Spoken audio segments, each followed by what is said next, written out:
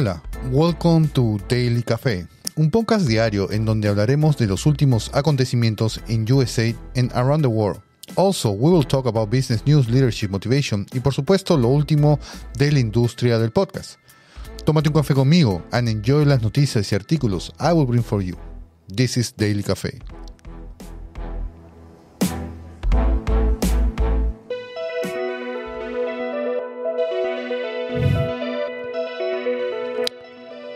Hoy en Daily Café estamos jueves 20 de enero.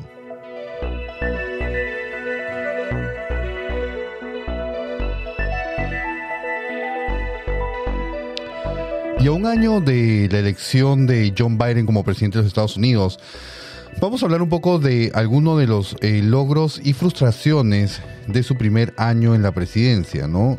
Todos sabemos que el triunfo de Biden vino acompañado de una inesperada, aunque precaria, mayoría en el Congreso, que alimentó entre sus partidarios el optimismo de que su gobierno llevaría adelante una agenda ambiciosa, ¿no? Recuperar el país tras los embates de la pandemia, instaurar un salario mínimo federal de $15 la hora, estudios universitarios gratuitos para la mayoría de los estudiantes, aumentar los recursos federales destinados a salud y educación, poner a fin la política migratoria y la línea dura de Trump, dar prioridad a la lucha contra el cambio climático y resolver las tensiones existentes con los aliados internacionales eran algunas de las piezas claves de esta agenda, ¿no? Ahora, algunos de esos objetivos ya se cumplieron, pero otros han sido más elusivos, incluyendo en lo que en el actual contexto político lucen improbable, lo que ha causado una fuerte frustración entre sus votantes, ¿no? Y esto se ha reflejado en básicamente en las encuestas, ¿no? Luego de culminar sus primeros 100 días de gobierno con un apoyo del 57%, Biden ha visto menguar esos números. En septiembre pasado cayeron tras la polémica retirada de las fuerzas estadounidenses en Afganistán y desde entonces han permanecido en torno al 43% de acuerdo con la agencia de Gallup. Ahora, la popularidad de Biden también ha ido cayendo, ¿no? La puntuación media de aprobación y rechazo de Biden ha llegado a este momento a obtener un 35%, ¿no? Ahora, hablemos de algunas de las cosas que se ha logrado, ¿no? Y es el logro de la recuperación de la economía y la reducción de la pobreza. En enero y diciembre del 2021, la tasa de desempleo en Estados Unidos se redujo de 6.4% a 3.9%, según datos de la Oficina de Estadísticas Laborales, y se trata, según estos economistas, de la mayor caída del desempleo en un mismo año ocurrida en la historia del país. Y en el tercer trimestre del 2021, el Producto Interno Bruto estadounidense había superado sus niveles registrados antes de la pandemia. También aumentaron los niveles de ahorro de los hogares, el salario promedio de los trabajadores y, en general, el consumo y la demanda interna. Ahora, la tasa de desempleo ha seguido cayendo tras alcanzar su máximo punto al comienzo de la pandemia, ¿no? Y esta recuperación económica acelerada es atribuida en parte a las políticas y ayudas económicas impulsadas por el gobierno de Biden, incluyendo los cheques de estímulo que recibieron los ciudadanos, el refuerzo de las ayudas por desempleo y el programa de cupones para alimentos, así como las ayudas fiscales para familias con hijos de menor edad. Ahora, la inflación está en su nivel más alto desde 1990. Y esto es inusual por el aumento de los precios, que es un factor importante, ¿no? Según los expertos, es una parte del desencanto de algunos ciudadanos con pues el gobierno de Biden, ¿no? Esta es una gran preocupación que tiene la gente por muchos... para mucha gente, ¿no? Nunca habían experimentado una inflación a un nivel tan alto, ¿no? Entonces, la pregunta es ¿cuánto tiempo va a durar esta inflación? Ahora, el otro problema que ha traído frustración es, pues, la pandemia, ¿no? El 2 de junio del 2021, Biden presumió en un discurso de los avances de su gobierno en contra del coronavirus. Las personas completamente vacunadas están dejando de forma segura sus mascarillas y saludando con una sonrisa, ¿no? Los abuelos están abrazados a sus nietos de nuevo. Los propietarios de los pequeños negocios están abriendo sus tiendas y restaurantes, dijo antes de vincular la recuperación que experimentaba la economía con su estrategia de vacunación. Ahora, el mandatario invitó a los ciudadanos a un mes de acción para lograr que el 70% de los adultos del país hubieran recibido al menos una dosis de la vacuna antes del 4 de julio, el día de la independencia. Estados Unidos se encamina a un verano dramáticamente diferente al del año pasado. En verano, un verano de libertad, de alegría y de celebraciones, ¿no? Todo eso fue lo que él prometió. Ahora, el 4 de julio llegó y aunque la meta de Biden no se alcanzó, millones de estadounidenses se quitaron las mascarillas, se abrazaron y viajaron. Y de promedio de 10.000 nuevos casos diarios que registraban entonces debido al arribo de la variante Delta, las infecciones se han elevado hasta unas 125.000 diarias. Este récord se quedaría pequeño con el impacto posterior de Omicron, cuando la cifra de casos confirmados ha superado los 800.000.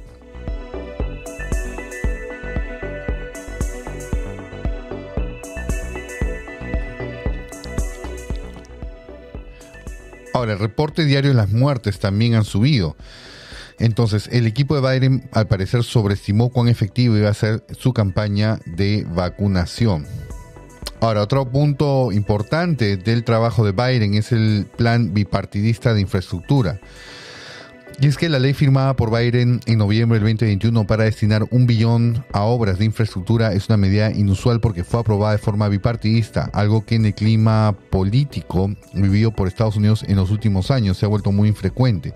También lo es porque la inversión en infraestructura en Estados Unidos comenzó a descender entre las décadas del 70 y el 80 y los esfuerzos de años recientes para reactivarlas no terminaban de cuajar. Probablemente ese paquete de infraestructura es el mayor logro del gobierno de Biden y tendrá un gran impacto y será de gran beneficio para la economía de Estados Unidos, aunque no se verá a corto plazo porque se ejecutará a lo largo de muchos años en el futuro. Otro punto difícil en el gobierno de Biden es el estancamiento de la agenda legislativa, ¿no?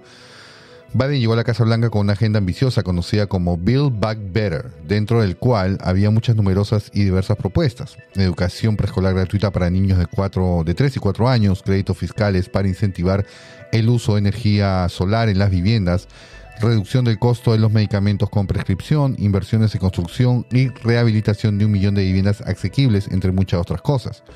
Con esta agenda en mente, Biden presentó en el 2021 una propuesta de 3.5 billones que tras algunas negociaciones fue rebajada hasta 2.2 billones en la Cámara de Representantes, donde fue aprobada en noviembre. Pero pese a ello, en esos momentos parece poco probable que la ley logre ser aprobada en el Senado, pues en diciembre del 2021 el senador Joe Manchin, quien había estado dialogando durante meses en la Casa Blanca sobre la legislación, anunció que no votaría a favor de la misma por su elevado costo para las arcas políticas. Y finalmente el retorno al Acuerdo de París y la lucha contra el cambio climático. El 20 de enero del 2021, que fue el día al que Biden llegó a la presidencia, pues una declaración para reincorporar a Estados Unidos al Acuerdo de París contra el cambio climático en el 2015. En junio del 2017, Donald Trump había anunciado que Estados Unidos se retiraría de este acuerdo internacional. Esta decisión se hizo realidad en noviembre del 2020, cuando se cumplieron todos los trámites y plazos establecidos. El reingreso al Acuerdo de París fue una promesa de campaña de Biden, pero forma parte de una apuesta más amplia para la lucha contra el cambio climático. Y finalmente la política migratoria, que ha frustrado a mucha gente. La reforma de políticas migratorias fue una de las promesas destacadas de la campaña presidencial de Biden. Y esto incluía, entre otras cosas, poner fin a las medidas de línea dura aplicadas durante el gobierno de Trump, como la separación de las familias migrantes que llegaban a la frontera. Biden prometió una política migratoria más humana y compasiva, y tras llegar al poder puso fin a estas medidas y nombró a la vicepresidenta Kamala Harris como responsable de desarrollar una estrategia para atacar las causas de migración masivas de personas desde El Salvador, Guatemala y Honduras.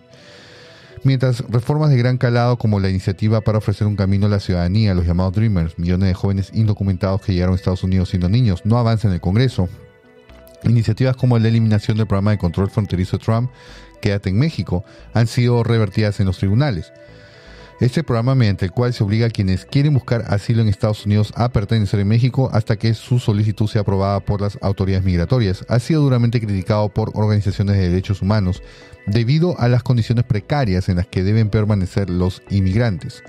Biden también ha sido cuestionado por mantener la aplicación de una norma aprobada por Trump, conocida como el Título 42, que permite la expulsión automática de solicitantes de asilo en la frontera, con el argumento de que se trata de evitar el aumento de contagios de COVID-19. En el 2021, el uso de esta norma significó la deportación de 4.000 haitianos que llegaron a Estados Unidos desde México.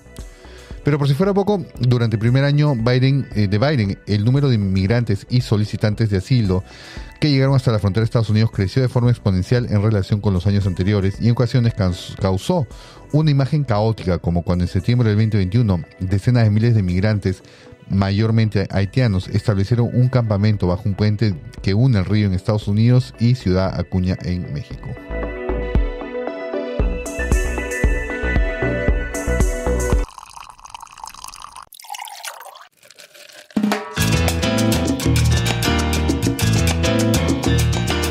Café está auspiciado por Eco Delight Coffee.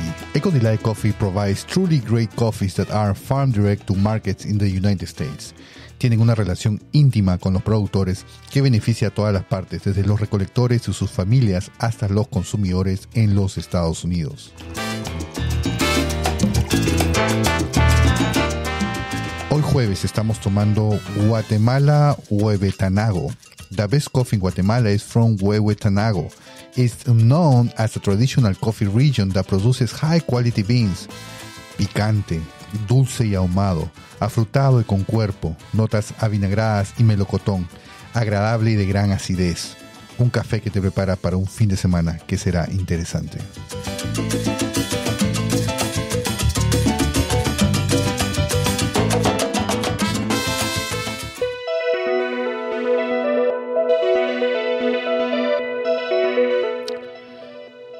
Y los líderes de California rechazan la educación a distancia. El gobierno de Gavin Newsom y los líderes demócratas que permitieron el cierre de escuelas a principios de la pandemia se mantienen en mantener las aulas abiertas.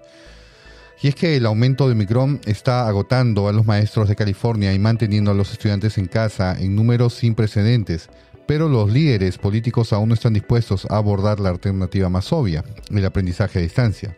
El gobierno de Gavin Newsom y líderes demócratas que permitieron el cierre de escuelas a principios de la pandemia se mantienen firmes en mantener las aulas abiertas. Han contado con el apoyo de la Asociación de Maestros de California, a pesar de que algunos educadores sobre el terreno dicen que las condiciones de trabajo son insostenibles debido a la escasez de personal, y los distritos escolares están haciendo todo lo posible para mantener a los estudiantes en las aulas, sacando a los maestros jubilados fuera de los márgenes y reclutando personal de oficina, a veces incluso superintendentes, para enseñar lecciones.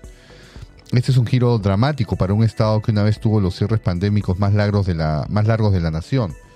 Ahora, el Distrito Escolar Unificado de Sacramento City emitió un comunicado el viernes pidiendo a los residentes locales que sub-in y sean un héroe, obteniendo una credencial de maestro sustituto de emergencia. Las escuelas de Palo Alto han recurrido a padres voluntarios para obtener servicio de alimentos, asistencia de oficina y otros trabajos en el campus. A nivel nacional, el recuerdo de los cierres prolongados de las escuelas ha hecho que el público desconfíe de la educación a distancia. Según una encuesta de Suffolk University realizada a finales de diciembre, la encuesta encontró que alrededor del 66% de los encuestados, incluido el 52% de los demócratas, se opusieron a cambiar de escuela en línea. Los padres de familia estaban particularmente asediados, dado que las escuelas generalmente no reabrieron hasta marzo-abril en el estado por más de un año completo, ¿no? Y después estuvieron cerradas.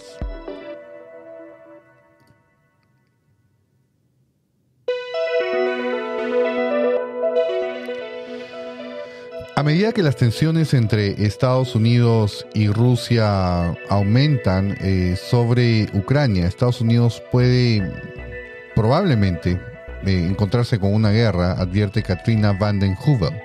El presidente Biden dijo el miércoles que el presidente ruso Vladimir Putin pagará un precio serio y caro si ordena a sus 100.000 soldados estacionados a lo largo de la frontera ruso-ucraniana que invaden Ucrania, un escenario que Biden dice que es cada vez más probable. Y esto viene como Estados Unidos, el secretario de Estado, Antony Blinken, se reunió con el presidente de Ucrania el miércoles, advirtiendo de manera similar que Rusia podría atacar a Ucrania con muy poca antelación. Hablamos con Katrina Van der Hoeven de The Nation, quien dice que el enfoque agresivo de Estados Unidos sobre el conflicto entre Rusia y Ucrania es un desperdicio de recursos nacionales, y dice que Estados Unidos debería continuar con la diplomacia en lugar de lanzar amenazas de expandir la OTAN a Europa del Este. Se debe presentar más atención a cómo podemos salir de estos conflictos, cómo podemos encontrar una manera de una Ucrania independiente, dice Van der Hoeven, quien llama al conflicto de Ucrania una guerra civil convertida en una guerra de poderes. Si hay diplomacia creativa, se podría buscar una solución a esta crisis.